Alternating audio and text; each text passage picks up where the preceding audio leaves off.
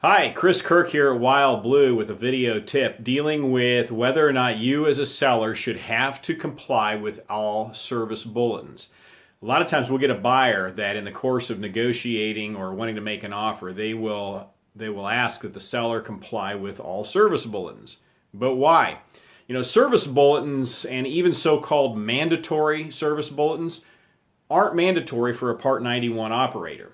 So who's a Part 91 operator? Well, it's someone probably like you or I. They fly for business or pleasure, but it's not part of a commercial operation. Very few private operators elect to do all of the service bulletins on an airplane.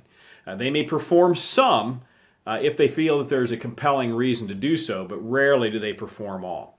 And expecting a seller to have all of those service bulletins complied with is really unrealistic.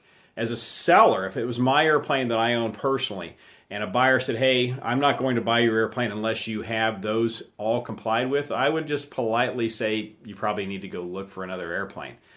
Incidentally, they're going to find out that that other airplane's owner probably did the same thing, just because in Part 91 environments, most service bulletins are not complied with. Now, if the FAA takes a service bulletin and turns it into an airworthiness directive, then yes, of course, you are responsible to have that item completed. And as an owner, your mechanic is not going to sign off an annual unless the AD is complied with anyway. But a service bulletin, it just becomes part of an owner's discretionary maintenance program. So you can ask to have it done as a buyer, but as a seller, you're no way required to do so. So if you have any questions, love to visit with you. Chris at flywildblue.com or 888-773-4249. Really appreciate you watching.